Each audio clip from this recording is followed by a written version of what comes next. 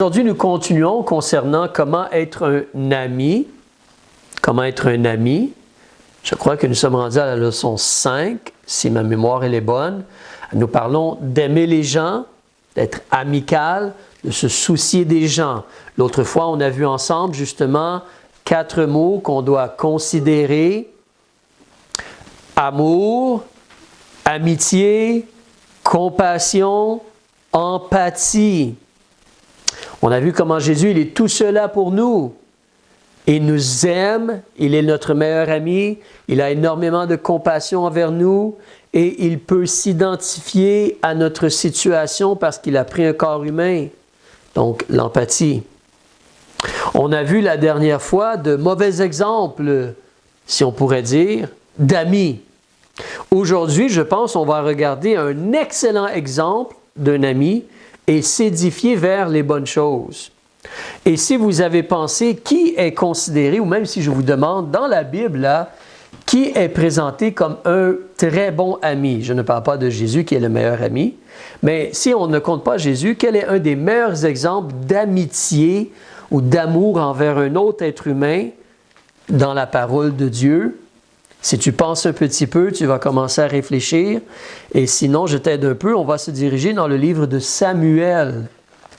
1 Samuel, chapitre 18. Et lorsque tu vas arriver là, tu vas considérer et réaliser de quoi je parle. Après que David, par l'aide de Dieu, a vaincu Goliath, après cela,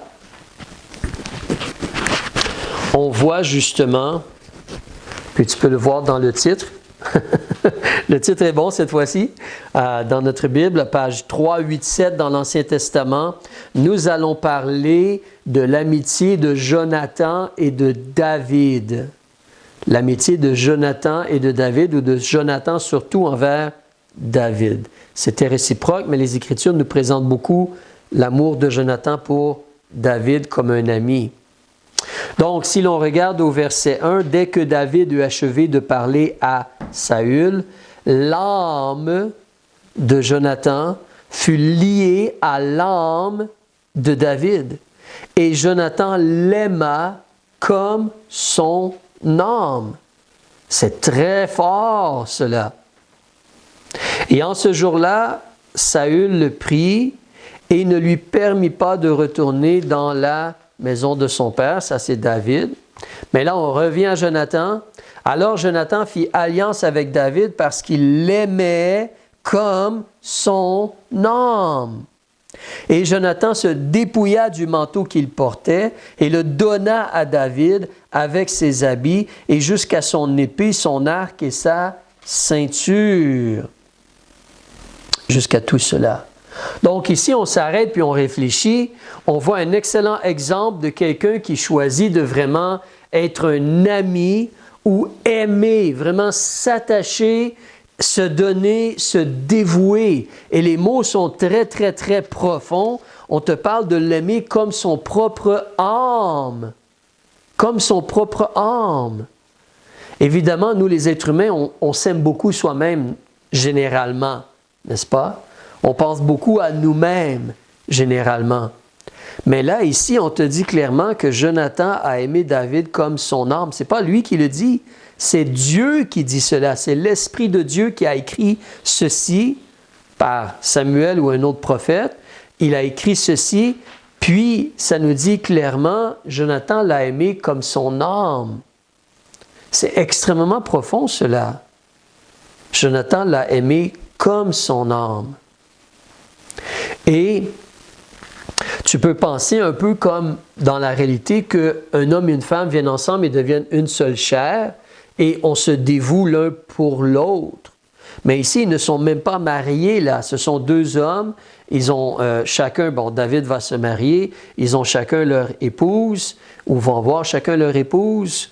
Mais l'âme de Jonathan est liée. Il aime David comme son âme, lié, attaché à cela. Comme des fois, on va dire, les gens sont attachés à leur téléphone, hein, sont toujours en train de regarder leur téléphone, de pitonner, puis de le regarder, sont attachés à leur téléphone. Mais ici, on te dit que l'âme de Jonathan est attachée à l'âme de David. Il veut vraiment le bien de David, au point où, on le répète au verset 3, puis on donne le détail, si je pourrais dire. Jonathan, justement, il est tellement attaché à David qu'il se donne, il se dépouille. C'est l'idée, justement, de se dévouer, de se sacrifier, de penser vraiment à l'autre. Alors, il se dépouille du manteau qu'il a, qu'il portait. Il donne cela à David, même ses habits, jusqu'à son épée, son arc et sa ceinture. Il ne faut pas penser ici que Jonathan avait tous ses vêtements, là, puis il était comme sans vêtements devant David. Ce n'est pas cela. Premièrement, il enlève son manteau. Alors, les gens avaient plus qu'une épaisseur de vêtements, comme nous aussi. On a plus qu'une épaisseur de vêtements. Mais il a donné de ces choses. Il a donné son arc, sa ceinture, son arc, son épée. Alors, la ceinture peut-être pour porter son épée, mais il a donné tout ce qu'il avait d'une certaine valeur à David. Et c'est un fils de roi, hein? Ici, Jonathan, un prince. À un moment donné, tu te rappelles, on nous dit dans des chapitres précédents, je crois chapitres 13 et 14, on nous mentionne qu'il n'y avait pas d'épée en Israël excepté pour Jonathan et Saül. Alors, mais il a une épée puis il la donne à David. Il va la donner. Alors il se dépouille. Et on n'a aucune raison aussi de penser ici que Jonathan est quelqu'un qui a justement une affection physique ou une mauvaise affection, ou comme la sodomie, l'homosexualité. Là, il n'y a pas de raison de considérer cela. Il l'aime comme son âme. Ça n'a rien à voir avec le corps. Même il a une femme, Jonathan, et David a une femme. Alors c'est vraiment une amitié. C'est vraiment un cœur qui s'attache à un autre cœur et qui se soucie de l'autre cœur. Mais donc, il aime et il se donne. C'est un excellent exemple de ce qu'un vrai ami devrait être. Est-ce que toi, tu aimerais rencontrer quelqu'un comme cela? Imagine, demain, tu sors, tu rencontres quelqu'un, puis la personne, un peu dans la même situation, te voit faire quelque chose, puis la personne s'attache à toi. Est-ce que tu aimerais avoir un ami comme Jonathan dans ta vie? Si tu me dis non, je me demande si, si tout va bien pour toi là. Tu devrais, hein? C'est la réalité de l'être humain. Nous aimons, nous voulons, nous avons besoin d'être aimés. Et voilà, on te parle d'un ami, un exemple. Ce n'est pas Jésus-Christ ici, mais c'est un exemple vraiment grandiose. S'il y a quelque chose, on pourrait considérer David, on s'attache à David. Le fils de David, Jésus, on s'attache à Jésus. Alors, nous devrions être comme des Jonathan envers Jésus. Amen. On devrait être comme cela. Mais, donc, ici, Jonathan s'attache à David et se donne pour David. Est-ce que nous, on a un amour comme cela pour les gens autour de nous? Jonathan l'a fait. Qu'est-ce qui t'empêche, toi, de le faire? Un étranger, peut-être c'est une chose, mais tes frères et tes sœurs que tu vois tous les jours, est-ce que vraiment tu les aimes dans ce genre d'amour-là? Les gens à l'église que tu vois régulièrement, est-ce que tu les aimes de ce genre d'amour-là? Évidemment, ton épouse ou ton époux, est-ce que tu l'aimes de ce genre d'amour-là? Alors, est-ce qu'il y a quelqu'un qui a une épée qui voudrait me donner une épée? Ma fille a une épée, c'est vrai. Alors, mais sérieusement, c'est un amour comme cela qu'on veut avoir dans nos cœurs et dans nos vies. On va avancer au chapitre 19. Regardez au verset 1. Alors, Saül, si tu connais un peu l'histoire, sinon lis les chapitres, le temps nous manquerait, mais Saül devient jaloux de David et veut tuer David. Mais Jonathan, c'est son ami. Alors, le roi veut tuer quelqu'un, mais entre les deux, il y a l'ami qui est le fils du roi, mais l'ami de la personne qu'on veut tuer. Et donc, il n'est pas dans une situation facile, Jonathan, mais il va bien réagir. Alors, au verset 1 du chapitre 19, Saül parla à Jonathan, son fils, et à tous ses serviteurs, « Je vais tuer David, je vais faire mourir David. » Mais évidemment, Jonathan est attaché à l'âme de David. Donc, Jonathan, fils de Saül, il était, on te dit, fort affectionné. Ce sont des qualificatifs, là. Fort affectionné. L'affection, c'est comme de l'amour. Il était fort affectionné à David. C'est pourquoi Jonathan l'a fait savoir à David. Il lui a dit, « Saül, mon père, cherche à te faire mourir. Maintenant donc, tiens-toi sur tes gardes, je te prie, dès le matin, et demeure à l'écart et cache-toi. Et moi, je vais sortir et je vais me tenir auprès de mon père, comme pour intercéder. Alors, je vais me tenir là dans le champ où tu seras quand je parlerai de toi à mon père. Et je verrai ce qu'il en sera, je te le ferai savoir. » Jonathan parla donc favorablement de David à Saül, son père, et lui dit, il intercède donc en faveur de David. Il lui dit que le roi ne pêche point contre son serviteur David, car il n'a point péché contre toi, et même ce qu'il a fait est fort avantageux. Il a exposé sa vie et a frappé le Philistin, et l'Éternel a opéré une grande délivrance pour tout Israël. Tu l'as vu, tu t'en es réjoui. Pourquoi donc pécherais-tu contre le sang innocent en faisant mourir David sans cause? Et Saül a écouté la voix de son fils, d'après le verset 6. Mais ça, c'est l'amour, c'est l'amitié. On défend, on intercède, on plaide auprès des autorités pour celui qu'on aime. C'est là que c'est tellement important pour toi et moi de réaliser que c'est notre travail en tant qu'enfant de Dieu, d'aller auprès de Dieu, l'autorité, et de plaider pour les gens autour de nous. Dieu nous a sauvés pour être des témoins et pour utiliser la prière et intercéder pour les gens autour de nous. Il faut réaliser, tu peux faire cela, il faut faire cela, il faut y mettre notre cœur. Il faut voir les âmes des gens et comment ils sont en danger. On essaie de leur parler et on plaide pour eux auprès de Dieu, pour leur salut. Et on plaide pour les frères et les sœurs, éprouvés ou victorieux. On plaide pour les frères et les sœurs. Il faut réaliser comment c'est important cela. C'est l'amour et l'amitié qui nous poussent vers cela.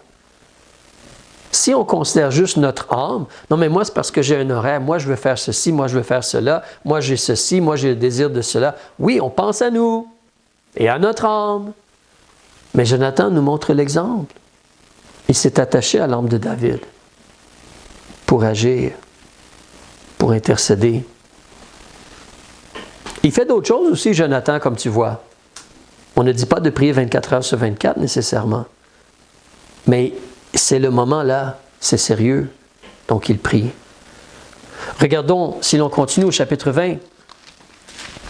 Chapitre 20, verset 27. Alors, cette fois-ci, Saül a vraiment décidé qu'il va tuer David, comme une autre fois, si tu connais l'histoire. Et donc, son fils réalise cela. David, il est parti et Saül voit que son siège lors du repas est vide. Donc, verset 27 du chapitre 20. Alors, le lendemain de la nouvelle lune, le second jour, la place de David fut encore vide. Et Saül dit à Jonathan, son fils, « Pourquoi le fils d'Isaïe n'est pas ici à manger avec nous, là? Même hier, il n'est pas venu, ni aujourd'hui. » Et Jonathan répondit à Saül, « David m'a demandé instamment la permission d'aller à Bethléem. Il a dit, « Laisse-moi aller, je te prie, car nous avons un sacrifice de famille dans la ville. Je veux être avec ma famille, donc. Et mon frère m'a recommandé de m'y trouver. Alors, je vais aller vers ma famille. Maintenant, si j'ai trouvé grâce à tes yeux, que j'y aille, afin de voir mes frères. C'est pour cela qu'il n'est point ici. Je l'ai laissé aller en tant que prince. Je lui dis, vas-y, c'est bon. » Verset 31. Excusez-moi, verset 30. Là, la colère de Saül s'embrasse contre Jonathan et il lui dit, « Fils perverse et rebelle, ne sais-je pas bien que tu as choisi le fils d'Isaïe à ta honte et à la honte de ta mère? Car tant que le fils d'Isaïe vivra sur la terre, tu ne seras jamais stable, ni toi, ni ton royaume. Maintenant donc, envoie-le chercher et emmène-le-moi, car il est digne de mort. » Et Jonathan répondit à Saül, son père, et lui dit, « Pourquoi le ferait-on mourir? Qu'a-t-il fait? » Mais Saül va même jusqu'à être prêt à tuer son propre fils. Saül brandit sa lance contre lui pour le frapper. Jonathan. Alors Jonathan connut que son père avait résolu de faire mourir David. Et Jonathan s'est levé de la table, tout en colère, et ne prit point son repas le second jour de la nouvelle lune, car il était affligé à cause de David, parce que son père l'avait outragé. Tu peux considérer peut-être un peu ici jeûner et prier. Tu peux considérer certainement un ami qui est tellement offusqué par la façon qu'on agit envers son ami, qu'il est prêt à, disons, sacrifier certaines choses par amour pour son ami et le nom de son ami qui est outragé ici. Être vraiment touché par l'outrage qui est fait à quelqu'un d'autre. Évidemment, si quelqu'un parle contre toi, comment oses-tu? Puis toi, tu parles contre les autres. Mais là, on fait un outrage à quelqu'un qui est innocent, c'est son ami, puis non, je n'accepte pas cela, puis il se lève, il s'en va à la table, il ne mangera même pas, il semble. En tout cas, il n'a pas pris son repas qui était là à la table préparé pour lui, et il s'en va, puis il va aller parler avec David, si tu te rappelles l'histoire, et David va se sauver, il va être maintenant sur la route, si je pourrais dire, ou en cavale, il va se sauver. Peut-être pas le mot cavale, mais en tout cas, il va être en train de se sauver et vivre plutôt dans les déserts et dans les cavernes et tout cela. Un dernier, chapitre 23. Chapitre 23, un autre exemple vraiment intéressant. Regarde à la page 396, donc au verset 14. Saül cherche David, si tu te rappelles. Quelqu'un se rappelle l'histoire, est-ce que Saül a été capable de trouver David? Pendant un certain temps, il n'était pas capable de le trouver, Dieu le cachait. Mais Jonathan l'a trouvé sans problème. Assez intéressant. Alors, verset 15, verset 14, David demeura au désert dans des lieux forts, et il se tint sur la montagne au désert de Ziph. Et Saül le cherchait tous les jours, mais Dieu ne le livra point entre ses mains. Chapitre 23, verset 14. Cependant, au verset 16, Jonathan, fils de Saül, se leva et s'en alla vers David. Lui, il l'a trouvé. Lui, il a utilisé son GPS, puis il a trouvé David. C'est plus facile. Mais Jonathan, fils de Saül, donc, il a trouvé David en la forêt ou à la forêt et il l'a fortifié en Dieu. C'est ça qu'un ami fait. On encourage les gens à s'attacher à Dieu, à obéir à Dieu, à espérer en Dieu et à vivre avec Dieu et pour Dieu. Tu te rappelles, la semaine passée, on voyait des exemples de gens qui n'étaient pas ce genre d'amis-là. Mais là, on a un excellent exemple d'un ami. Pas seulement cela, tu vois comment le monsieur s'abaisse et se sacrifie. Parce qu'au verset 17, il lui dit « Ne crains point, car la main de Saül, mon père, ne te trouvera point. Mais tu régneras sur Israël, et moi je vais être le second après toi. Et Saül, mon père, le sait bien aussi. » Jonathan a décidé que c'est David le roi. Pourtant, c'est lui le fils du roi, c'est lui le futur roi. Mais il décide volontairement de dire « Non, non, non, ça va être toi le roi. Je te donne, c'est toi le roi. » Évidemment, Dieu en a parlé, nous le savons, la prophétie a été faite, Samuel a parlé, mais il est parfaitement soumis, abaissé, et il va laisser David être le roi. Lui va être comme le second. Et ensuite, au verset 18, ils ont traité une alliance, de prendre soin l'un de l'autre ou de leur famille, ce que David a fait, si tu te rappelles, avec Méphibosheth, par la suite. Il a fait justement une grâce seulement comme Dieu ferait envers quelqu'un comme cela, ou comme Dieu ferait, c'est vraiment particulier. Mais on a d'excellents exemples ici, donc, de comment un vrai ami agit. Alors, avançons pour terminer, Proverbes chapitre 17, s'il te plaît. Puis on va conclure. Proverbes chapitre 17, verset 17, une excellente réflexion. Proverbe 17, verset 17, mais rappelle-toi, donc, l'exemple d'un ami qui va justement aimer comme son âme, qui va se donner, se dépouiller, qui va parler favorablement et défendre, qui va être touché si on te fait un tort et qui va prendre position et agir. Quelqu'un qui va vraiment vouloir t'encourager et s'abaisser pour t'élever et faire alliance, engagement et garder une fidélité envers toi. Alors, Proverbe 17, verset 17, tu as déjà lu cela. Qu'est-ce que Dieu nous dit? L'intime ami aime en tout temps. Ça, c'est le genre d'ami qu'on veut, Ou puis-je t'encourager? C'est le genre d'ami que tu devrais vouloir être. L'intime ami aime en tout temps et il naîtra comme un frère dans la détresse. Il va naître comme un frère dans la détresse. Donc, en réalité, tu sais, c'est comment Jésus est pour nous, n'est-ce pas? Jésus, c'est notre exemple. Mais Jésus, il est comme cela envers nous. Les choses que Jonathan a faites, Jésus a fait cela. Et il a vu notre âme, puis il s'est attaché à nous, il nous a rachetés. Il s'est abaissé, il s'est donné pour que nous, on puisse devenir des rois et des sacrificateurs. Il s'est dépouillé de sa gloire, le fait qu'il était fils de Dieu auprès de Dieu. Il s'est dépouillé, abaissé. Il nous défend. Il est notre intercesseur. Il intercède pour nous. Il est vraiment touché pour nous. Puis, il a fait une alliance. Il s'est engagé. Jésus est vraiment notre meilleur ami. Mais nous, on doit apprendre à être aussi comme un intime ami comme cela. En réalité, envers tous les êtres humains, on devrait essayer d'être comme cela. Mais évidemment, encore plus ceux qui sont près de toi, comme si tu es marié, ta femme ou ton mari, ou tes frères et tes sœurs, ou les gens à l'assemblée que tu côtoies régulièrement, on est membre d'un corps dans une église. Alors, c'est important d'être attaché aux gens dans notre église et des amis peut-être que tu connais très personnellement.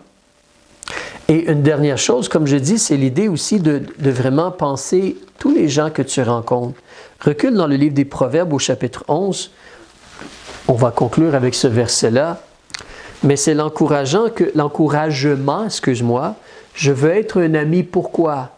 Je veux gagner les gens, les tourner vers Christ, afin qu'ils connaissent Jésus comme leur sauveur et leur meilleur ami.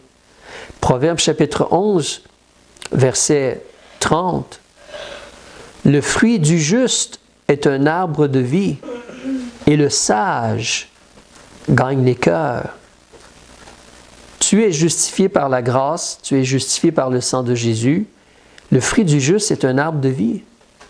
Tu veux la vie, l'épanouissement, le sage va gagner les cœurs. Si tu veux que les gens autour de toi soient sauvés, la sagesse de Dieu, c'est l'amour, la manifestation de l'amour. Alors, soyons encouragés à porter vers cela. Que le Seigneur nous aide. Père, merci pour l'exemple que l'on peut voir et